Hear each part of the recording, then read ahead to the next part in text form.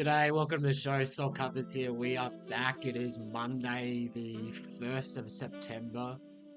New month for us and a clean slate for us to do a lot better. Obviously, you see on the top right of our screen, August was our first losing month since doing WNBA. So that's really annoying to see. Look, we continue to still beat the market at a 75-80% rate. Losing months is still going to happen no matter how much you beat the closing number. That's okay. Still having a great year in the WNBA. You know, this today, Monday, 1st of September, really excited about the card that we have. Like, there's 3 games on. We bet 5 out of the 6 sides and totals. Like, we've nearly bet the entire board, and we're just holding some very strong tickets, looking to start off September with a bang. Make sure you like the video, comment, subscribe. If you want to get these bets as I place them, go check out the link to EdgeZone in the description of this video. If you use my affiliate link, you will support me directly as well. I would appreciate that a lot. I will still try to tweet out some bets where I can, but the EdgeZone Discord will be where you get all of my action first. So, looking back over the last 3, 4 days, yeah, go 3 and 4 minus 1.58 units. You know, those first 3 bets in the red, Mystics plus 13.5. We got some great injury news cut our way. Most of the Liberty team got ruled out, but it didn't matter. Minnesota, Seattle, I think that was like flat towards the market. Phoenix, Chicago, I think it closed at 12. Atlanta minus 13. That was probably the strongest bet we've placed since we last recorded. We played a little middle. Tilted in the direction of the Lynx. That was a nice bounce back spot for them, coming off a bad loss to the Storm. And then we, tried to get ahead of the injury news for the Liberty and Mercury. However, Sabrina got ruled out. Should be looking to play the under as Sabrina gets ruled out. That's something that I will be looking for. And we did cash the under today between the Fever and the Valkyries. That one actually closed at 161.5. So the market moved heavily against us, but we were able to cash that one. I wasn't overly concerned with the line movement there. Those 2 teams are separated by half a game in the playoffs. Indiana in the middle of a long road trip. Valkyries coming off a 99-point performance. Indiana coming off a game winner. I mean, it certainly helped if you were watching that game, that there were so many stoppages due to the shot clocks not working, and that certainly played in our favor. Completely disrupted the rhythm of the players and the pace as well. So lovely to see that. Let's get into the slate. Where is this the first game on the card, or have we got one more? Yes. First game on the card is the Atlanta Dream playing in Connecticut against the Sun. And we saw this spread open at Dream minus 8.5. Now we see it at 10.5. I certainly agree with that. I make this Dream minus 12.5. I'm sitting on a Dream minus 9. That's looking like a very strong ticket. Got 2 units down there. We have this dream team that are fighting to get that number 2 seed, get home court advantage through the first 2 rounds of the playoffs. You know, that's really important. We see the entire market at 10.5, although we do see FanDuel holding a minus 10. We see Circa at Dream minus 10.5. We see Pinnacle. I do not think Pinnacle has priced this game yet. And oh no, they have Pinnacle also at 10.5. So if you're coming into the slate with nothing, I would still play Dream minus 10 at FanDuel. Play that for 1 unit. But we're sitting pretty with our minus 9. Looking at the total, we saw it open at 161.5. It is now at 159, right where I have it. Did I get a bet down on this under? No, I didn't. For some reason, the book that I used that closely matches DraftKings odds, it did not price this game straight away, so I wasn't able to pick it up. And yeah, looking at the market as a whole, 159.5 is available. Yeah, I mean, I make it 159, so there's just not much of an edge there for me. So I can't advise you to go bet into a coin flip market. Let's move on to the Minnesota Lynx hosting the Dallas Wings. You got to be careful with this Lynx team. They've just clinched the #1 seed in the WNBA playoffs, so they do not have anything to play for in this game. Neither do the Dallas Wings as well. If anything, they want to lose this game. But with such a long spread, they can afford to lose this game and still cover.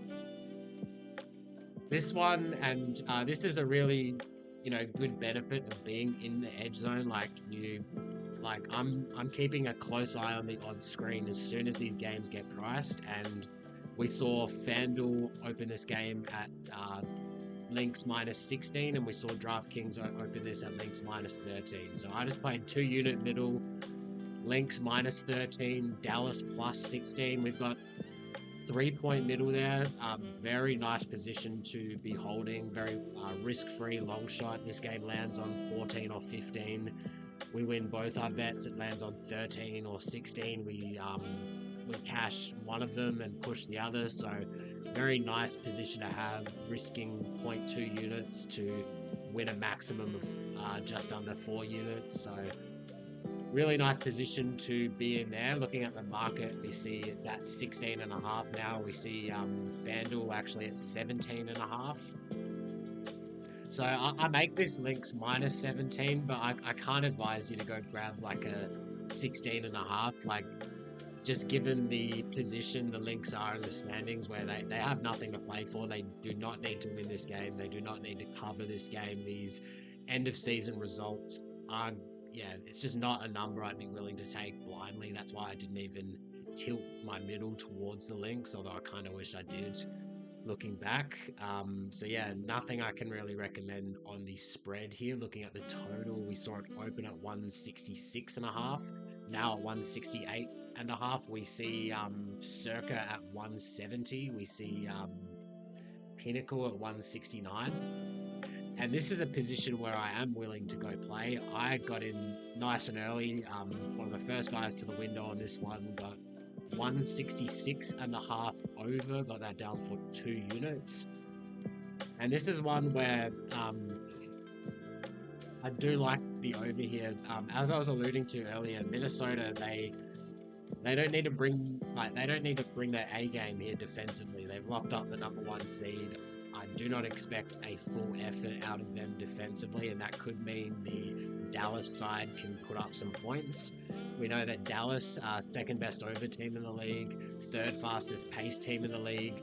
I make this 170, so a very nice edge here towards the over. We're sitting on a very, very strong ticket here. Looking at the market now, this Bet365 price is not a bad price, and in fact I would say that is still playable. I would play 1 unit down at Bet365, BetMGM over 168.5. I do expect this one to close around 169.5, maybe 170. We do see Circa just move to 170.5. So next game on the card is no, that is not the next game on the card. Here we go. So we have the LA Sparks in Seattle against the Storm. Sparks coming in on a back-to-back. They just had a close win against the Washington Mystics. And yeah, I've got this at Sparks Seattle -6. Seattle -6.5. We have seen these two teams have some very close matchups. We have seen the Sparks cover the last two, win and cover the last two. And look, I'm on the I'm on the Storm side of things now. My numbers have this at Storm minus 5.5. I'm on Storm minus 6 for 1.5 units. I understand that my numbers can't quite get there. For me, this was purely a top-down play. We see Bet365 here hanging a Storm minus 6, whilst the entire market is at minus 7. I'm going to take that and just throw my opinion out the window. And yeah, you can still go grab that at Bet365. This is the only number I would play on the Storm. I wouldn't play 6.5. I wouldn't play 7.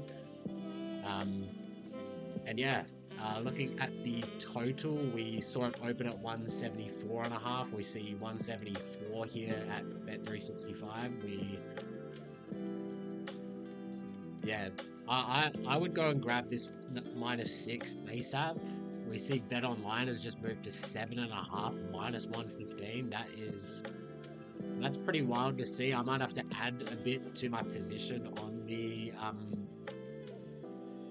Seattle Storm, and in fact, I'm just going to